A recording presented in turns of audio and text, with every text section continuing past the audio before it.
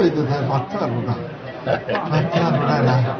তুমি তো কইছো কাউকে শক্ত ওদের কই দিছি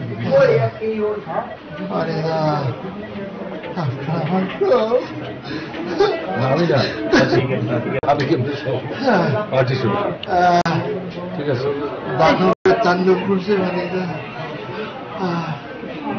আমি শুয়ে গেছি রক্তাক্ত এরপরে আমার সারা তখন করছে প্রচুর রক্ত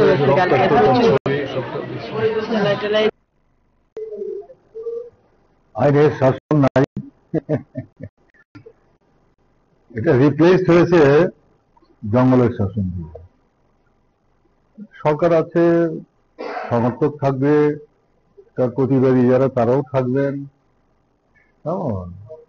সবাইকে তো যার যার গণতান্ত্রিক অধিকারের ভিত্তিতে নিজেদের মতামত অবস্থান ব্যক্ত করার সুযোগ দিতে হবে তো, তাই না? এই জায়গাটাই তো বাধাপ্রাপ্ত হচ্ছে, এটা হওয়া উচিত হচ্ছে না। এটা সরকার এবং শাসক দলের শক্তি না, দুর্বলতা।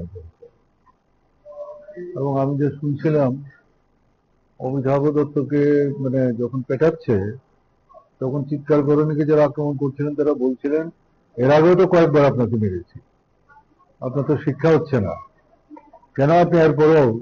তার মানে হচ্ছে সরকার তার অবস্থানের বিরুদ্ধে কথা বলবার জন্য রাস্তায় বেরো, এবং তাকে যখন মেরে ফেলে দিয়ে গেছে চিৎকার করে নাকি বলে যাচ্ছে কেউ যেন তাকে স্পর্শ না করে তাকে যেন তুলে হাসপাতালে নিয়ে যাওয়ার চেষ্টা করে। তো ভাবতে পারছেন, আমি তো এই ছেলেগুলিকে দায়ী করবো না।